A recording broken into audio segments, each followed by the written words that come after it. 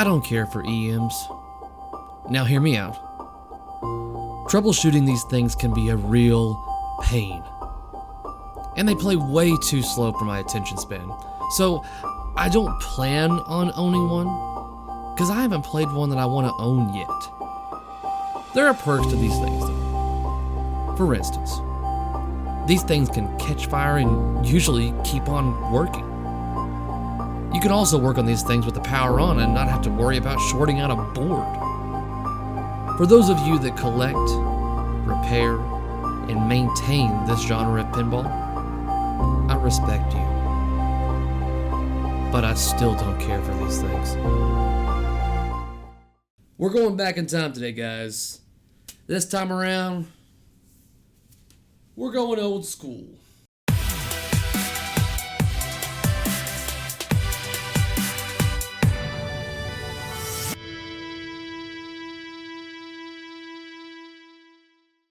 What's up, guys, and welcome back to another episode on Straight Down the Middle. My name is Cary Hardy, and I talk into everything pinball. So if that sounds interesting to you, then hit that subscribe button down below. The following footage is from a machine that I picked up, and it's going to be about a 2-episode series, so I hope you enjoy. Alright, so what we have here is actually a Williams 1975 Toledo. This is a 2-player electrical mechanical. Now, the interesting thing about this is that I have even got the instruction manual, original, as well as, I want to say, a whole bunch of other, the original, oh my goodness gracious. Yeah, this is all original, guys. This is the original instruction manual, Toledo. Folder, Manila folder, what did I drop? The original instruction cards, the pendulum for the tilt. Wow. All the different types of more stuff in here that I needed to get out. Instructions, pricings that you can slide into the apron. More instruction cards.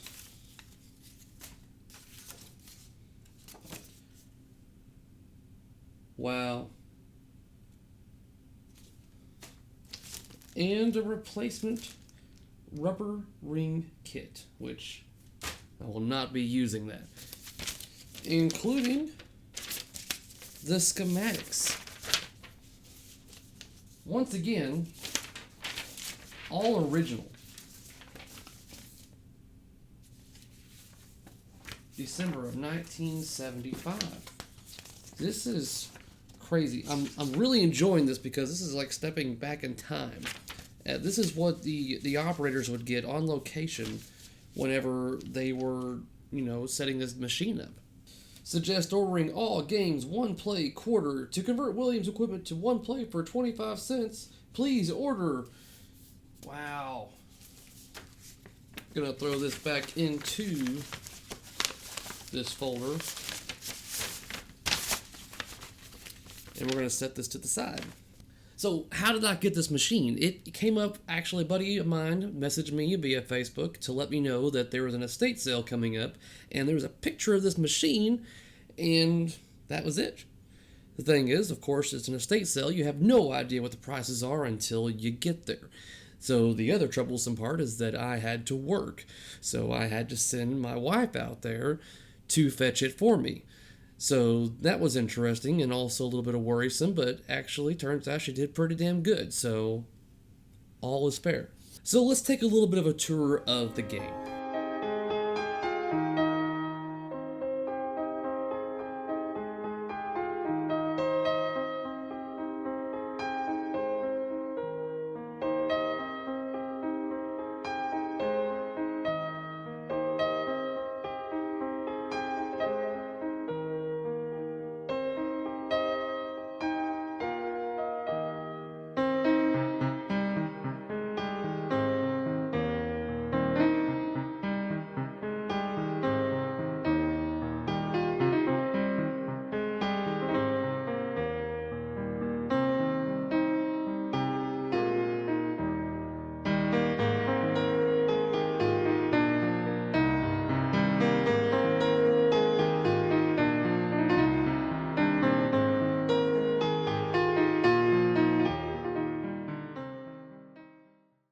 So there's your tour of the machine and what it looks like, basically from in pieces, cosmetically. One thing I forgot to show you was the back glass, but I will show that to you when I assemble it. So the back glass is actually really in great condition. So I'm going to do something a little bit out of the ordinary here. I'm actually going to be cleaning this up while I put it together. So that's going to be a little change of what I usually do. I usually get everything together, get it working 100%, and then get it clean. But let's change it up.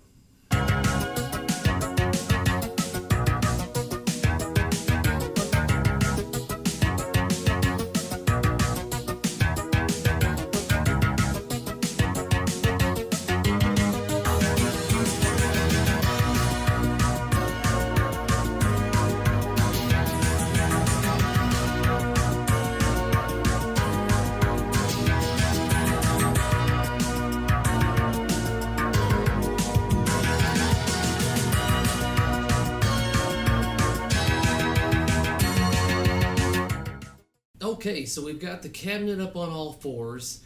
Now it's time to get this back box all cleaned up and set it back up here where home plate's at. And then we're going to start tinkering around and see what we got. But one thing I highly recommend that you do whenever you're dealing with these old machines like this, and even on some of the 80s models games, is always remember to pull this damn power cable through and then just feed it right here where it goes. There's a little slot right here. Remember to put that in there, because if you get your back box all on here and get it all bolted down, and then when you want to plug your machine in, you realize you can't because you brilliantly didn't do this. Trust me, you're going to kick yourself. If I had $1 for every time I've kicked myself, it'd be a lot of ass kicking.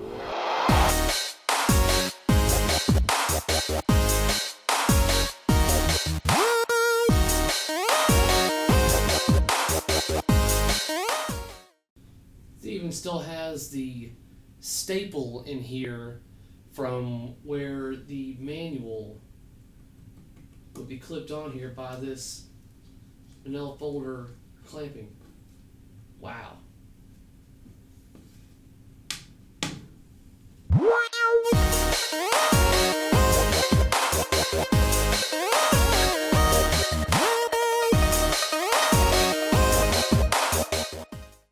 You know, I hate to say it, and I also hate to do it, but chances are I'm going to end up using a magic eraser up here to get this looking a lot better. Because this just ain't cutting it.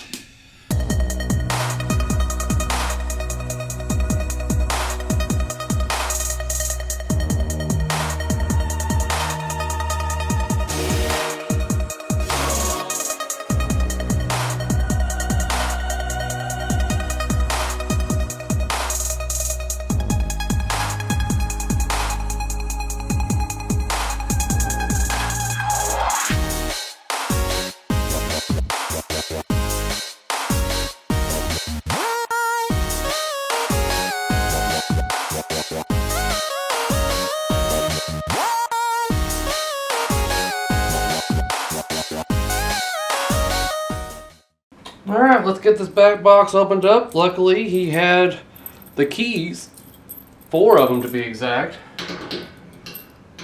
Let me just find the right one, or put the key in the right direction. There we go.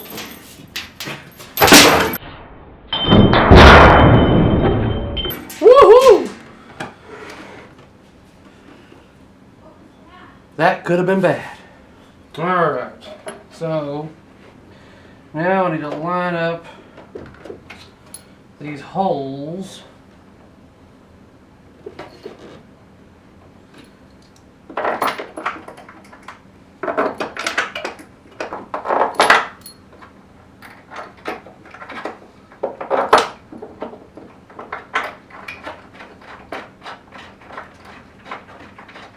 Alright, so this head is on here good now. So now I need to connect the cabinet to the back box. Now, luckily there's only one way this could go. So, got this one. That connects with that one. This one that connects with that one. And now the machine is back together again. Alright, so I'd say we're almost ready to fire up to see what we get. So I'm going to keep the back of this off because I can probably guarantee you that I'm going to have to get back here again at some point. How about we get the Playfield up and see if we got any issues in there.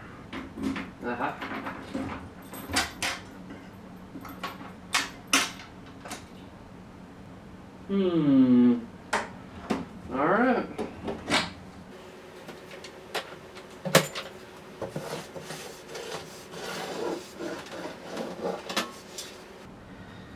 I just noticed that there's no flippers on my slingshots.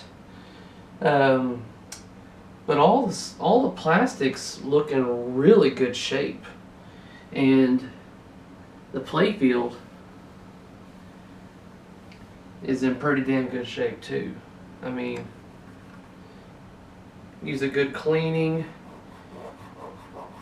You can see where the ball is worn in certain areas repeatedly over the years.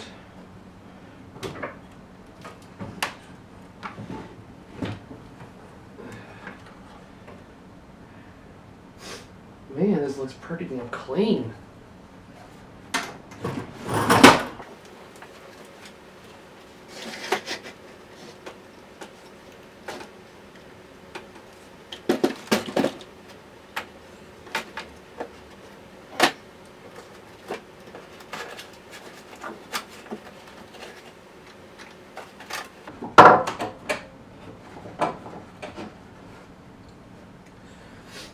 Found the tilt ball and I found the pinball. So we'll throw that down there and let's take a gander inside. Now, you other electrical mechanical aficionados, take a gander at this and you let me know what you think about the condition of this game is. Because as I'm going over it, I've got to say it looks pretty damn good.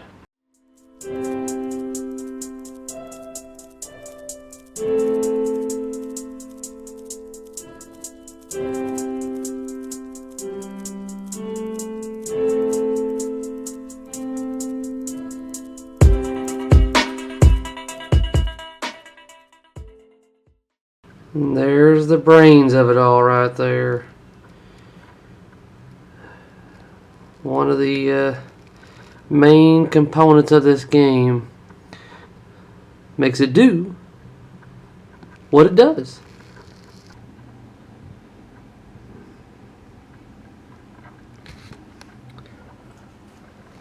I know a lot of you modern day pinball guys are looking at this going, what a mess. And I'm right there with you guys. But it's a 3-chime system.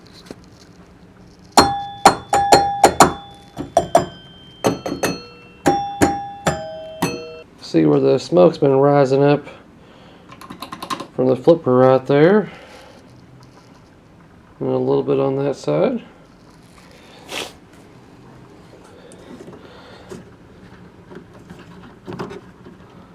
The knocker. Now the time is where I'm going to go over the machine very closely to see if I can find any obvious broken wires, loose solder joints, or anything like that. I'm not going to worry about whether or not all my contacts are clean, which is a very, priority on systems like these. That will be the next objective after powering things on, to see how it acts. Alright, so going over the machine, I have discovered a couple of things. One of them that really I feel like is going to be an issue, and that is that this is not connected to the solenoid. Is it the solenoid? It is the switch that goes to the solenoid that activates that reel. So that's going to keep it from working, or at least detect that it's been working. So I've got to resolder that back onto that leaf.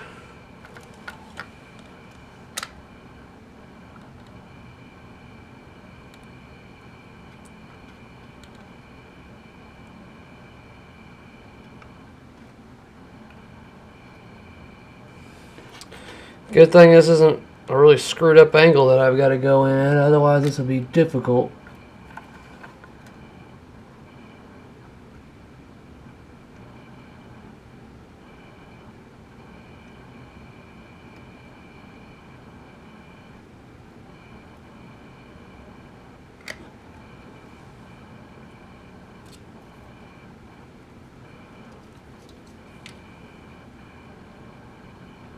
Alright, and that is on there.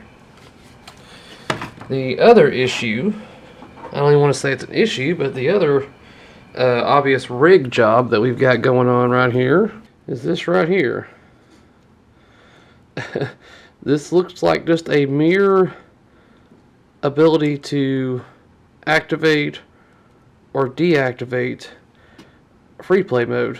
So it's not really an issue, but it's one of those, that's not your standard setup for these machines kind of thing. So just something to note. Let's check the fuses, and then I'd say let's power this baby on for a smoke test. That's going to wrap up the first of 2 episodes of this electromechanical machine. So what's your thoughts on the old school EM machines? Do you have some? Do you enjoy them more than you do modern machines? Just give me some feedback on what... I know one thing that I will say that I do enjoy about EMs is that they have a particular odor or scent to them that it just, I don't know, something about that. You open the coin door and just... I guess it's the smell of 1975. I don't know. But that is a weird thing that I like about those old machines, is the smell of them. If you like what you've seen here, please give me that thumbs up to let me know. And if you haven't already, do not forget to hit that subscribe button down below. That way you can be notified of whenever we upload something for your viewing pleasure. Until next time, guys. Peace out.